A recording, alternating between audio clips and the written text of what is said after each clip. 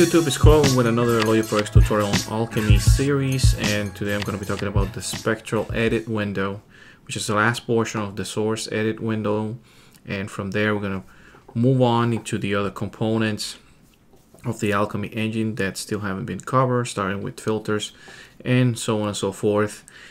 If this is the first time that you're seeing one of my videos, your first time visiting my channel, then I suggest to you that if you like it, what I see, if you like this topic, if you like any of the other content that's in the channel so far, to hit that subscribe button, like this video, share it, comment, make requests, however you see fit. If you want to see more of my work in writing and beat making and all that other stuff, then you can look at the social media contacts at the bottom of the video border there. That's everything where you can find me. Without further ado, I'm gonna jump right into Logic Pro. Again, we're dealing with this window here with the source editor. Covered already the main additive, and the main I covered the key map editor and the waveform additive window, partial bar display, envelope, partial envelope, and then now the spectral. This is a very neat feature, or very unique way, I should say, to edit your sounds, your partials, etc., etc. The spectral edit window is used to graphically edit the spectral resynthesis data. You can also create new sounds by using paint tools directly, and I think I gave you a quick preview in one of the previous videos. But anyways, the spectral data is displayed as follows. You have time in seconds from left to right, which is represented by my X, and then you have frequency in hertz, which is from bottom to top. As you can see, that point that I'm going up and down, you can see both of those coordinates there. Amplitude is represented by brightness of shades of blue. Darker blues are going to be lower amplitudes, while lighter hues of blues are going to be higher amplitudes.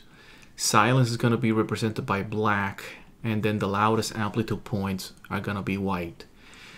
As a note, the accuracy in designing sounds requires finer frequency resolution than the spectral display this window will let us do. Therefore, the frequency data here is a coarse representation.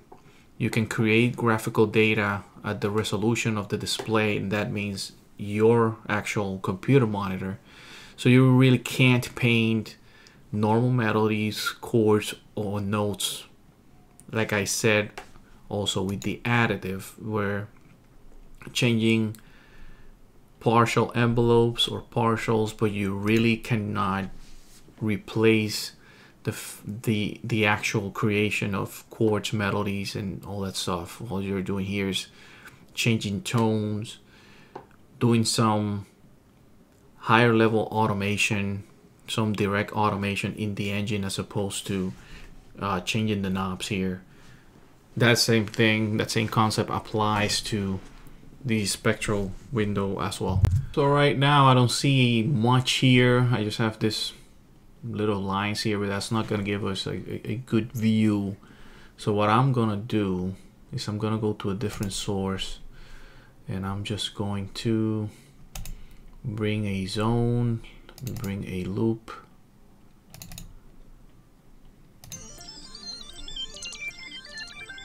So okay, I have spectral. That should be enough.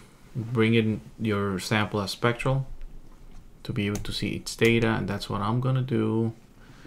And there you go, that's a little bit better. That's typically what you see in different forms, right? But that's essentially the data that you're gonna see. And now we can see what I was saying. You have your darker color, or your black, will be silence. You have different shades of blue, which represent different amplitude values or magnitudes, and then the wider areas are the loudest amplitudes. All can be defined by that point floating around. Like with any other window in this mode, you can zoom in, zoom out, and let me bring it right there. Okay. And I'm going to talk about these parameters here. These are the editors that are going to let me edit the actual information that I brought with the sample, or I could also create some from scratch. Very simple to understand if you have already worked with Corel, Paint, or any other paint program or picture editing application that's on the lower end level of complexity.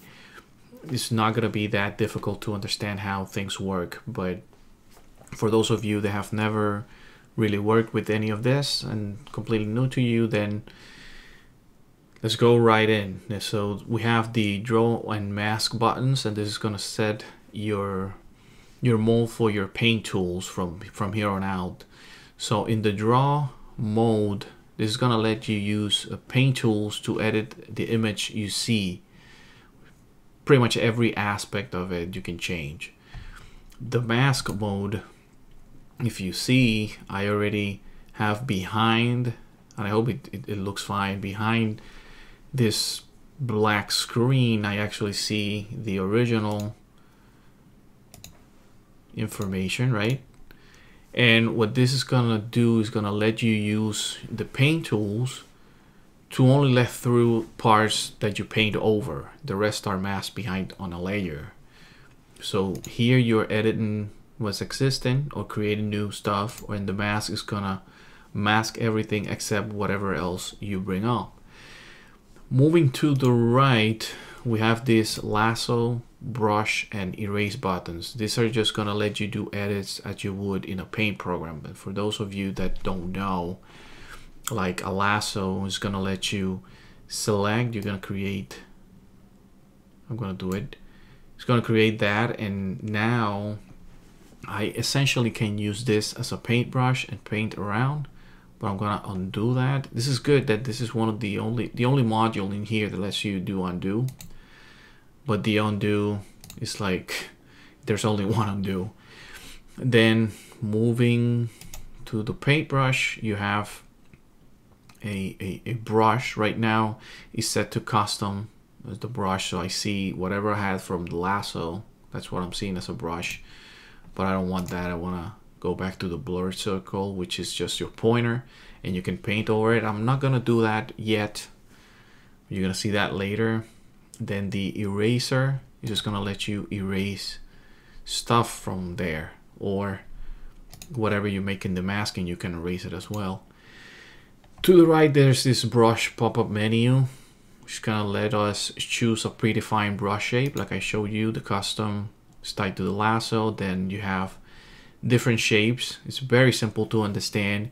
You either have a blurred circle, which is just the pointer, a circle, which is gonna be a harder, right? See how that circle, it's a little bit faint. This circle, it's a little bit better defined because it's not blurred out, so it's going to create harder modifications.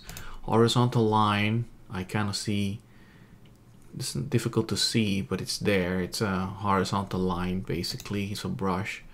The transient brush looks like that because it's going to create a transient, an actual transient, which is typical, more typical, or more easily identifiable from drum sounds. And if you need an introduction to that or a refresher, go look at my sampling series of videos where I talk a lot about transients and how to manipulate them and so on and so forth. Vertical line is just a vertical line, and then custom again is gonna bring whatever I selected with my lasso tool. Moving to the right, then I will go back to blurred because custom doesn't let me use the size knob, and the size knob is just gonna determine the size of the brush. Right now there's some percentage, and if I go 100%, you see dot gets bigger, so it's a circle, and so on and so forth. I can see them better. This is probably a good idea to start with, just to see what you can do when you're trying to edit, and then make the size of the brush smaller so you can do finer edits. Then moving to the right, let me just go to paint first. I was in erase. You have also this color knob, which is going to set the amplitude of the brush. 100%, as it is now, is going to be a white color, which you can see there. And you remember from the beginning of the video, white is the loudest amplitude. 50 or 50 something, let's say 50. It's going to be, it still looks white. The line still looks white because of the size, but it should represent a mid blue color. I'm gonna do that later. And then 0 would be black. It's gonna create black over here. So that's what's gonna represent what colors and what hues you're gonna be working with and editing this information that's already there. To the right of that is another mode pop-up with 3 options. Normal. First of all, well, the mode is going to let you choose a mode that determines how the brush interacts with the existing canvas image in Enroll Mode. This menu is visible only when both the draw and brush buttons are active. So if I have these two, that's going to be active. If I have a mask, makes sense that that's not available because I'm not actually painting something. I'm going to be revealing what's behind. And it also makes sense that I don't have it in Lasso, because Lasso is just going to select a custom brush and Erase is going to delete stuff. So I still have control over the size but not the color because I'm not creating. So anyway, normal is going to create pixels which are identical to the brush pixels. So that's just painting normally on top of what I have. I'm going to be essentially replacing. Add, it's going to add to the existing canvas pixels, which will up the shade of blue and get higher amplitudes. So I'm just going to be adding to whatever it's there. If I imagine as if I'm putting multiple coats of color on top of what's existing, and then multiply, it's going to do something similar to add, but it's going to be multiplying instead of adding. So it's a little bit higher degree, and you can achieve a white color or loudest amplitude faster. Then you have your mono or stereo modes, and that's very simple. That's just going to let you either edit the whole information as seeing it in one display, or seeing both channels separately. And it's very self-explanatory, I think. Then to the right of that, there's these resolution buttons. Both, what they're gonna do is switch the display between a linear, which is this left. They're gonna look, it's called linear, so it's trying to like make the information as if you're seeing it from a different perspective, basically. And then to the right, it's logarithmic, which you're viewing it like from the top instead of from a horizontal line. That's essentially what it means in graphical terms. Then to the right of that, I have an undo button, as I showed. You have a clear button that's gonna erase all data. I'm gonna go through all of those in a second. And then this here, it's the one that I really wanted to spend a little bit more time talking about. But before I do, notice that I still have, or I still can see, let me take that size down. I still have my loop region indicators and my start and end indicators, and they can be moved around and so on and so forth, just like in the main window, in the additive. So that's nothing new. The image, you have two modes here where you can import a PNG file. It has to be a PNG file. With import image, you can select a file in PNG, which will be placed directly on the spectral canvas. The color of the image has no bearing on the information that you're gonna see, but the brightness is gonna be converted to spectral info like this. And just as a note, the recommended image height is 256 lines or higher, from what I understand. You got to keep in mind that when you're importing something, this canvas either has a specific size, but it's also tied to the resolution of your actual monitor. So you have to make sure that you have a big enough image so that you fill everything out. Otherwise, everything else is just going to filled out by silence. So it's going to be black. Then you have the import image to brush. That's just going to let you use an image as an actual brush. So it's something similar to using the Lasso tool. Now I'm going to bring something. Well, before I do that, let's just take a listen. And let's do some edits and see if, you know, that alters the sound at all. Again, this MIDI information might not be great for that. And you know what I'm gonna do, I'm torn. I don't know if I should edit this or not. Well, I'm gonna leave it like that. Let's see what happens. But now that I say this, from the next video on, where I'm probably just gonna change this and keep less melodic or no changes, so that we can see or notice better the changes that you do in some of these parameters. But anyway, let's just start doing some edits here. So I already had some custom, right? So I'm not gonna redo that, but let's just change some stuff.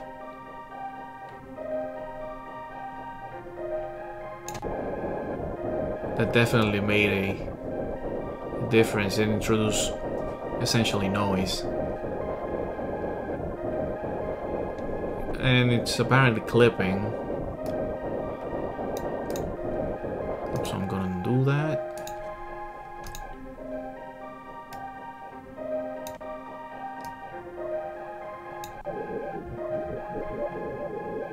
The same that I did before, but a little bit more subtle. Change the color.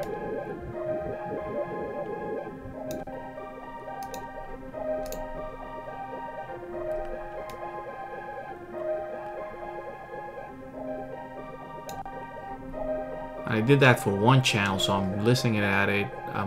At least me, I don't know if in your speakers it's the same, should be on the left side.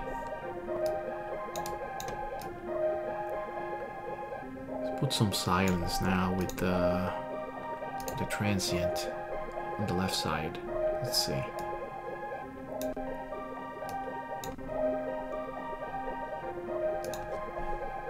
Let's put a vertical line and make it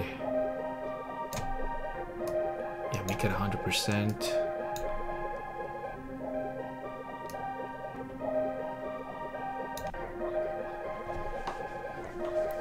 So it's got to be noticeable in your speakers. There's a different sound on the right than to the left. And I did that multiply. If I go to normal, do some other edits. I'm sure I'm going to do that. I'm going to make it less dramatic.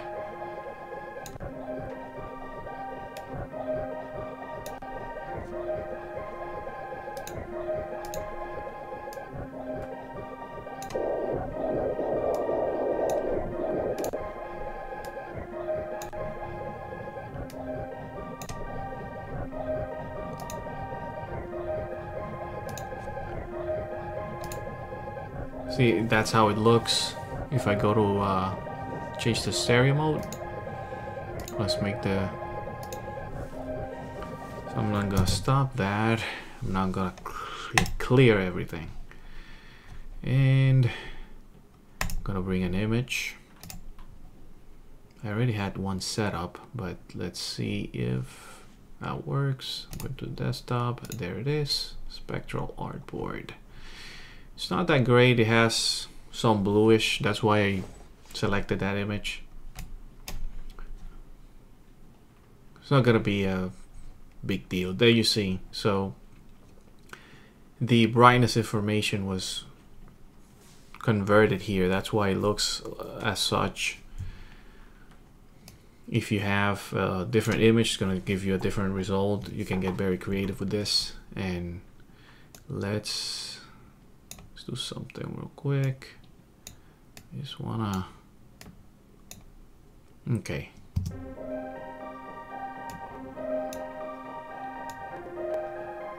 Let's change that a little bit with the custom.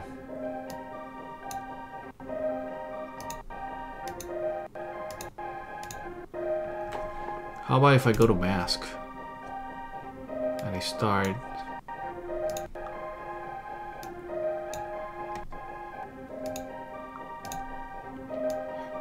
see that I am simply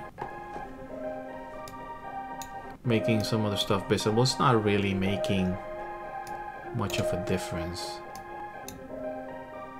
with this image, but I hope that you get the idea. I'm gonna clear that again and just leave it at that. I don't think I'm gonna save the session.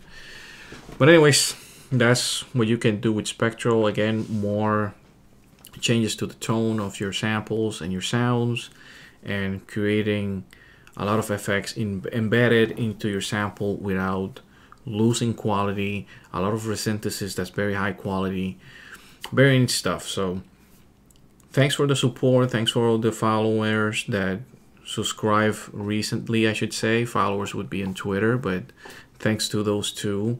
And in the next video, I'm gonna be talking about main filters, if I'm not mistaken. So we're coming out of this window and going back into the Alchemy engine and working our way through those. I would say that a little bit, about 70% done with the Alchemy series. We're gonna be done pretty soon. Anyways, see you in the next video. Peace out, YouTube.